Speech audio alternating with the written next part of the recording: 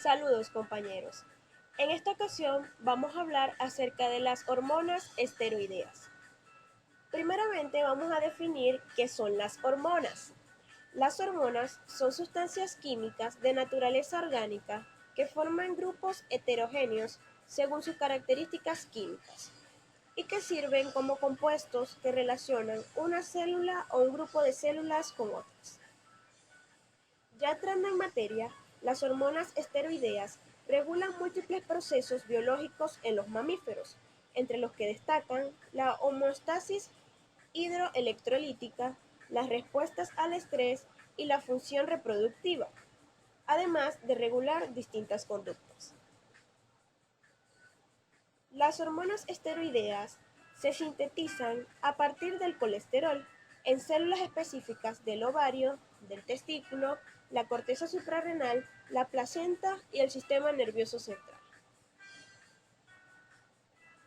Con respecto a su descripción, los esteroides son compuestos orgánicos derivados del núcleo del ciclopentanoperidrofenantreno o esterano, que se compone de vitaminas y hormonas. Estas se caracterizan por ser sintetizadas a partir del colesterol, no se almacenan, pueden circular libres o unidas a proteínas plasmáticas, son hormonas lipofílicas que atraviesan libremente la membrana plasmática. De este grupo destacan los esteroles.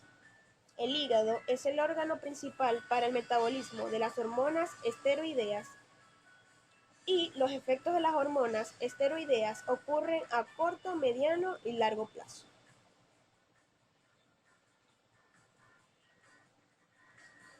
Con respecto a su estructura, las hormonas esteroideas están formadas por 4 anillos fusionados, 3 con 6 átomos y 1 con 5.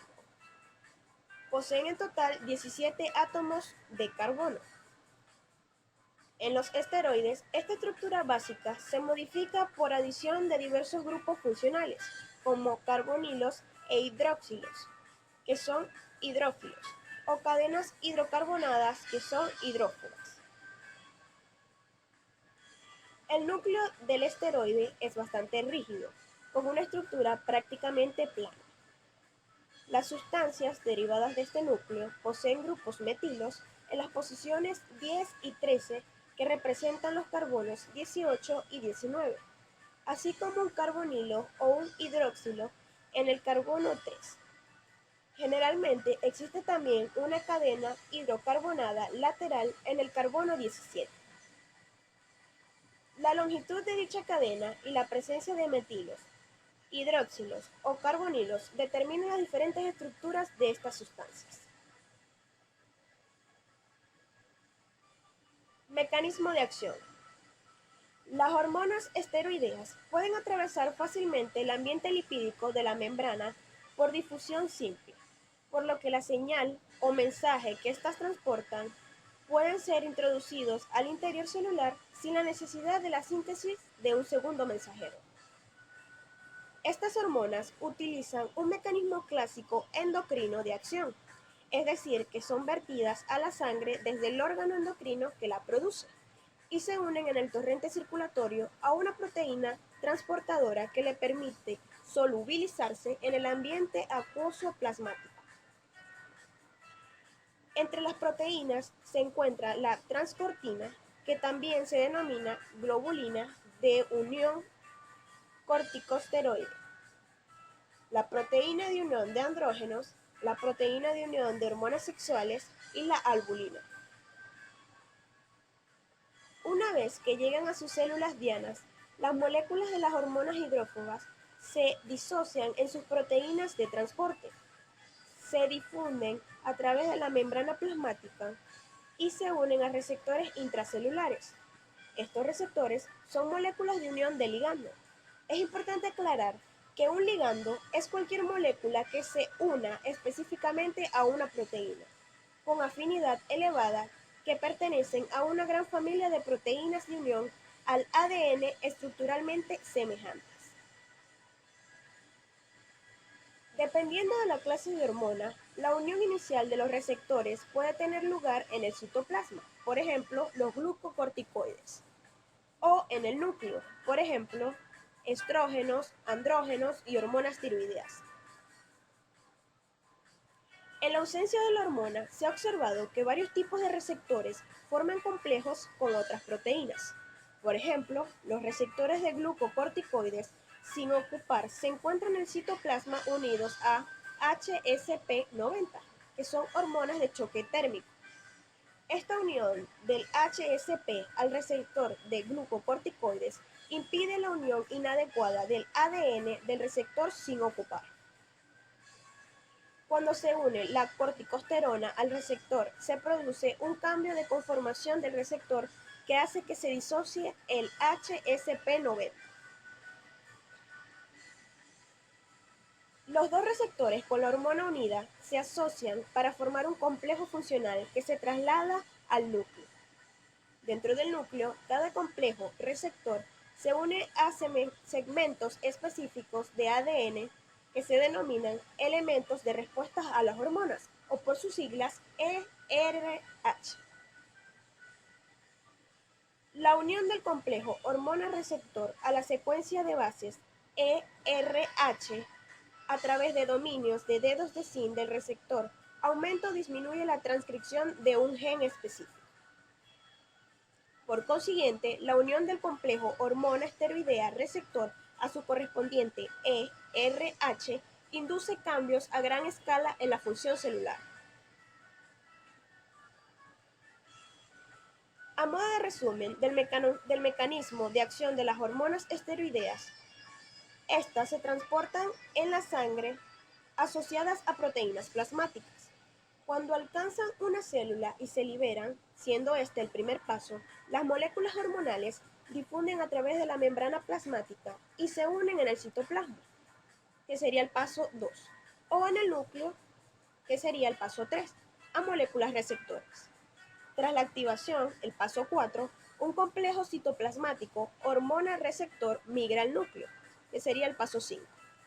La unión de un complejo hormona-receptor activado a las secuencias ERH dentro del ADN, que sería el sexto paso, da lugar a un cambio de la tasa de la transcripción de genes específicos y por lo tanto del patrón de proteínas, siendo este el séptimo paso, que produce la célula. Por último, observamos un paso 8 que genera una respuesta biológica. Y el efecto neto de la hormona esteroide es un cambio de actividad metabólica de la célula.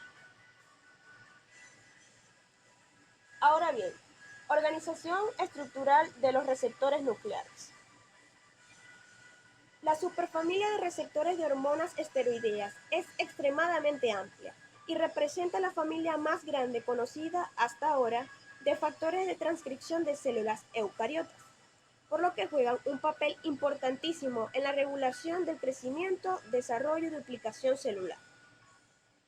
Este incluye los receptores para estrógenos, progesterona, glucocorticoides, mineralcorticoides, andrógenos para la vitamina D, ácido retinoico y ácido 9-cis-retinoico. A estos se les conoce como receptores huérfanos debido a que aún no se conoce el ligando para los productos proteicos para estos genes. El estudio de la secuencia de aminoácidos indica que un receptor típico se puede dividir en varias regiones o dominios funcionalmente activos. El dominio AB contiene el extremo amino terminal de la proteína receptora y es muy variable en extensión y en su secuencia de aminoácidos. Usualmente, este contiene una secuencia que sirve para su transactivación, así como secuencia de aminoácidos importantes para el reconocimiento de elementos de respuestas a hormonas específicas, es decir, para distinguir las diferentes isoformas. La región C contiene dos dedos de zinc tipo 2, que son los responsables del reconocimiento del ADN por parte del receptor y también del fenómeno de dimerización de los receptores. La región D ayuda al receptor a cambiar de conformación y contiene regiones para su fijación en el ambiente nuclear y para la transactivación.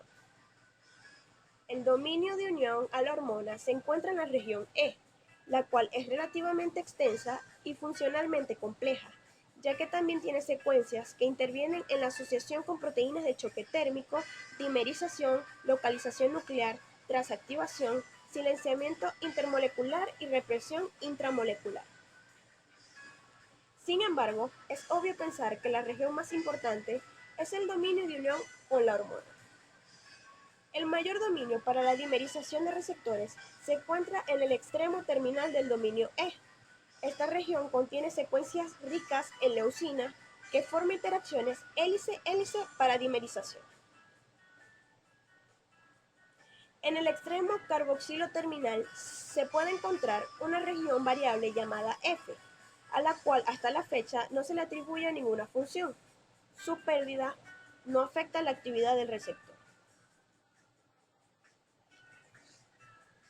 Luego tendríamos la clasificación de las hormonas esteroideas.